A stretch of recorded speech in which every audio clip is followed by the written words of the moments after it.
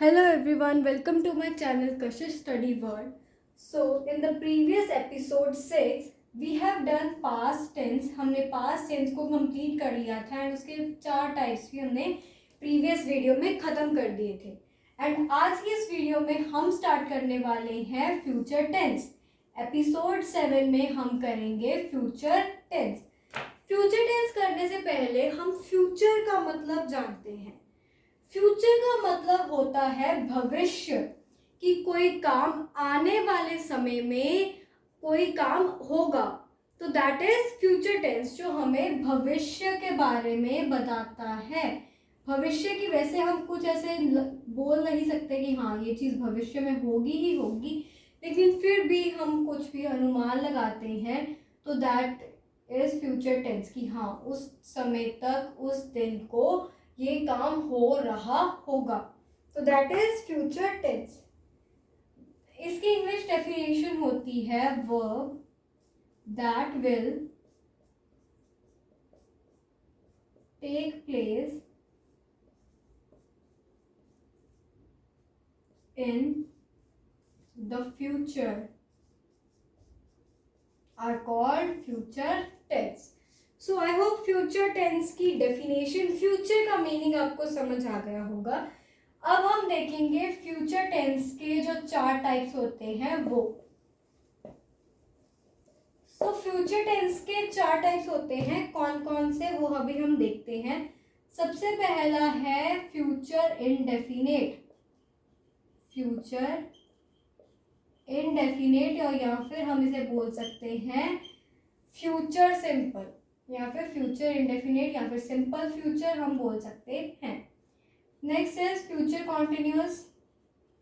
Future continuous, या फिर future, एक और होता है future perfect, and the last is future perfect continuous. So these are the 4 types, sub parts of future tense. तो future tense के ये 4 सब पार्ट्स होते हैं. Future indefinite, future continuous, future perfect and future perfect continuous. आज हम start कर रहे हैं फ्यूचर इंडेफिनिट से. सबसे पहले हम देखेंगे फ्यूचर इंडेफिनिट या फिर सिंपल फ्यूचर.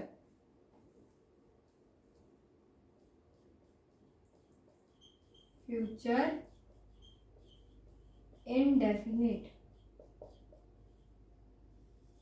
तो फ्यूचर इंडेफिनिट में वो सेंटेंसेस होते हैं जो कि फ्यूचर में, even in some time in future, this tense represents happening of an event in some time in future, कि कभी ना कभी तो फ्यूचर में ये काम होगा.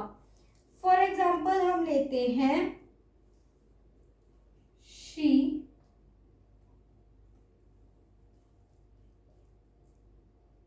she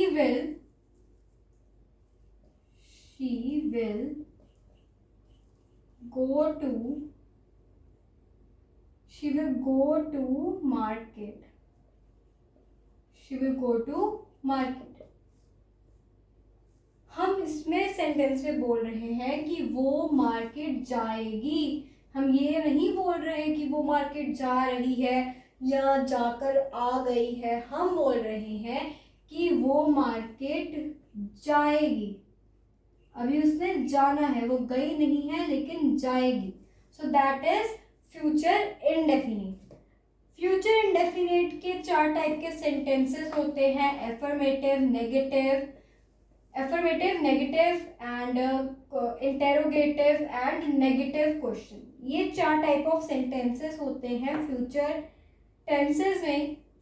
फ्यूचर इंडेफिनिट में तो सबसे पहले हम देखते हैं affirmative sentence. Affirmative sentence, affirmative मतलब पॉजिटिव सेंटेंसेस. सबसे पहले जो फॉर्मेशन होती है एफर्मेटिव सेंटेंस में, उसमें सबसे पहले आता है सब्जेक्ट. सब्जेक्ट आएगा, देन विल या फिर शैल आएगा. विल या फिर शेल।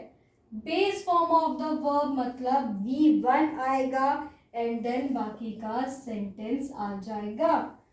अभी सबसे पहले हम देखेंगे कि विल कहाँ यूज होता है एंड शेल कहाँ यूज होता है। सबसे पहले विल की बात करते हैं।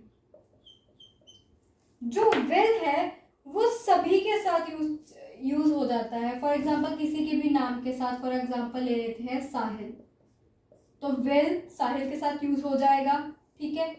ही के साथ विल यूज हो जाएगा, शी के साथ विल यूज हो जाएगा, इट के साथ विल यूज हो जाएगा, वी के साथ विल यूज हो जाएगा, आई के साथ विल यूज हो जाएगा। लेकिन शेल, जो शेल होता है वो सिर्फ 2 ही केसेस में यूज होता है। शेल जो होता है वो सिर्फ 2 केसेस में यूज होता है, that is I shall and we shall. सिर्फ आई एंड वी के साथ हम शेल लगा सकते हैं, बाकी सबके साथ हम विल लगाते हैं। तो बेटर यही होता है कि आप सभी के साथ ही विल लगा दो, क्योंकि विल तो हर किसी में सही होगा। एंड अगर शेल लगाना है तो वो सिर्फ आई या फिर वी के साथ होना चाहिए। So this is the use of will and shall. तो इसका एक एग्जांपल लेते हैं। सबसे पहले सब्जेक्ट में ले रहे हैं हम आई विल या शेल में से विल लगा सकते हैं और इधर शेल भी लगा सकते हैं, क्योंकि यहाँ पर आई है। आई विल या shall read, this is verb की फर्स्ट फॉर्म। रीड की फर्स्ट फॉर्म रीड ही होती है, मतलब बेस फॉर्म जो होती है पढ़ने की, that is read. I will read और I shall read newspaper.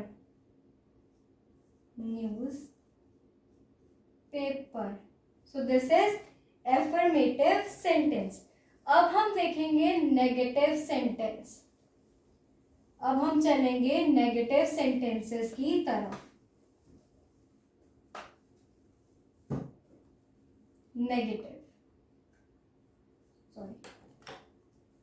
Negative sentence. Negative sentence कौन से होते हैं? जिनमें हम नहीं बोलते हैं कि कोई चीज नहीं होगी। सो इसमें हम सबसे पहले लेते हैं सब्जेक्ट। सब्जेक्ट आता है, देन आता है विल नॉट और वॉन्ट।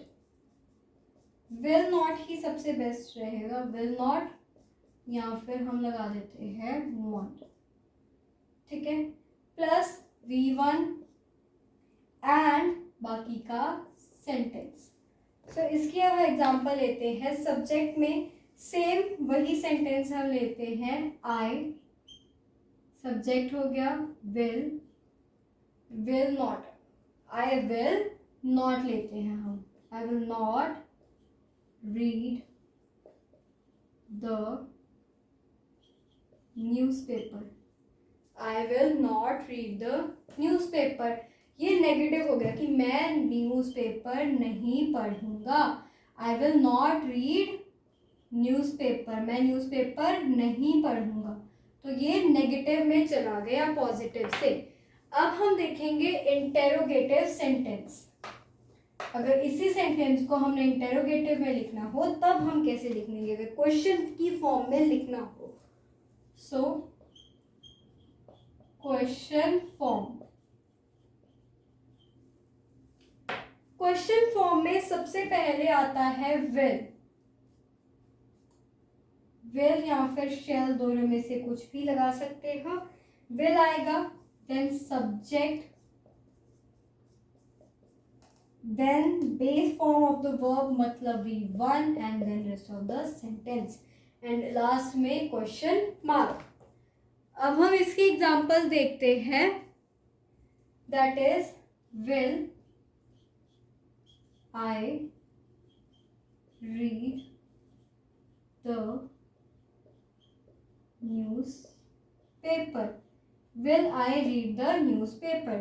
सो ये हमारा हो गया इंटेरोगेटिव फॉर्म में, मतलब क्वेश्चन वाली फॉर्म में हमारा सेंटेंस बदल गया। अभी अगर हमने पूछना हो नेगेटिव क्वेश्चन कि क्या वो ये चीज कर रही थी, क्या वो एक चीज कर रहा था, तो वो होते हैं नेगेटिव क्वेश्चन फॉर्म। तो अब हम वो देखते हैं नेगेटिव क्वेश्चन। नेगेटिव क्वेश्चन में सबसे पहले दो टाइप्स होते हैं, ये समझो। दो तरीके से हम सेंटेंस लिख सकते हैं। सबसे पहला होता है will plus subject plus not plus V1 then rest of the sentence and last में क्वेश्चन मार्क। एंड एक और टाइप होती है that is want then subject then V1 and rest of the sentence and last में question mark। सो ये दोनों ही type सही होते हैं, आप दोनों में से कोई भी लिख सकते हो। मैं आपको यहाँ पर दोनों के एग्जांपल देती हूँ। सबसे पहला will I not read the newspaper and last में question mark, and second won't I read the newspaper and last में question mark। सो ये हमारा हो गया सिंपल फ्यूचर या फिर फ्यूचर इंडेफिनिट का फॉर्मेशन, सेंटेंसेस की फॉर्मेशन, चारों टाइप के सेंटेंसेस की। अब हम चलते हैं फ्यूचर कॉन्टिन्यूअस टेंस की तरफ। कौन से करेंगे अब हम? Future continuous tense. Future continuous का मतलब होता है कि ये काम फ्यूचर में हो रहा होगा। सिंपल फ्यूचर में हमने बोला था कि ये काम फ्यूचर में होगा, लेकिन फ्यूचर कॉन्टिन्यूअस में हम बोलते हैं कि ये काम फ्यूचर में हो रहा होगा। Future continuous. फ्यूचर कॉन्टिन्यूअस मतलब ये काम फ्यूचर में हो रहा होगा।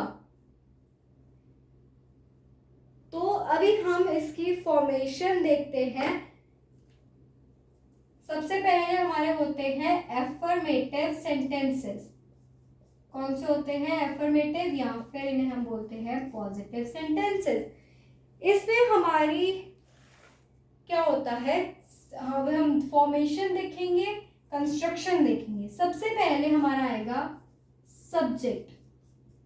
सबसे पहले सब्जेक्ट आएगा, then helping verb that is will, then be आएगा, be and past participle form आएगी। Past participle form that is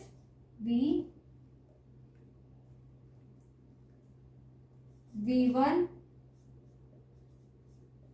plus ing। ठीक है, that is V1 plus ing past participle form. And उसके बाद आएगा बाकी का सेंटेंस। इसकी अब हम एग्जांपल लेते हैं।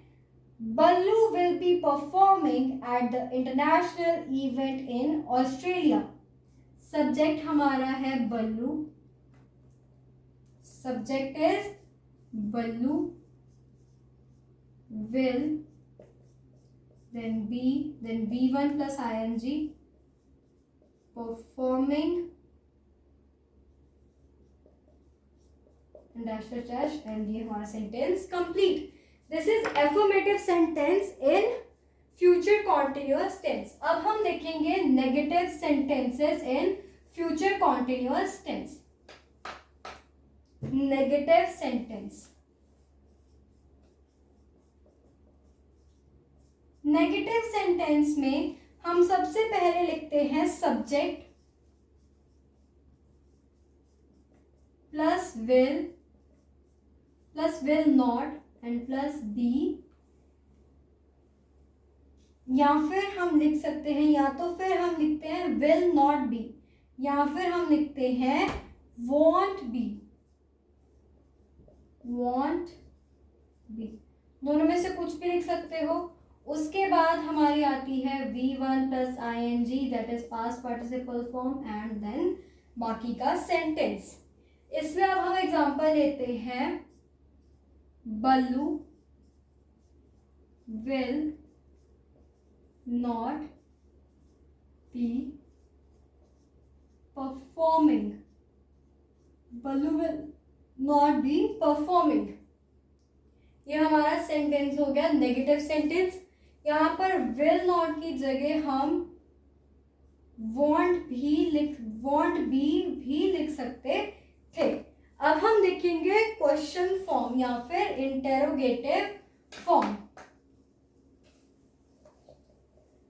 इंटेरोगेटिव फॉर्म जो होती है वो दैट इज क्वेश्चन मार्क वाली फॉर्म, जो क्वेश्चन पूछती है। अब हम उसको देखेंगे, उसकी कंस्ट्रक्शन देखेंगे। इससे हमारा सबसे पहले हेल्पिंग वर्ब आ जाता है दैट इज विल, उसके बाद सब्जेक्ट, सब्जेक्ट के बाद हमारा बी आता है and then V1 plus ING, V1 ING and बाकी का सेंटेंस। इसमें आएगा, एग्जांपल लेते हैं, will Ballu be performing, will Ballu be performing and last में क्वेश्चन मार्क। ठीक है, दिस इज इंटेरोगेटिव फॉर्म या फिर क्वेश्चन फॉर्म हम इसे कह सकते हैं। अभी हम देखेंगे नेगेटिव क्वेश्चन। इसलिए अगर हमने नेगेटिव क्वेश्चन पूछना हो तब हम कैसे पूछेंगे। नेगेटिव क्वेश्चन, नेगेटिव क्वेश्चन में सबसे पहले हम लगाएंगे will plus subject then plus not plus be and then हमारा V1 plus ING form and then rest of the sentence and last में क्वेश्चन मार्क। इसकी एग्जांपल लेते हैं,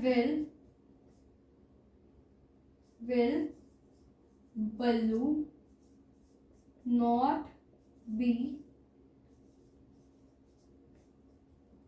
पार्टिसिपेटिंग।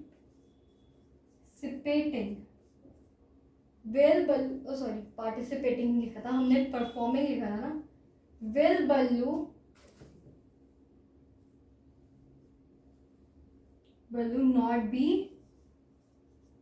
परफॉर्मिंग। तो ये हमारा नेगेटिव क्वेश्चन बन गया। एंड यहाँ पर हम अपनी वीडियो को ख़त्म करते हैं। In the next video we will do future perfect and future perfect continuous, and please subscribe our channel for more videos like this. Thank you for watching.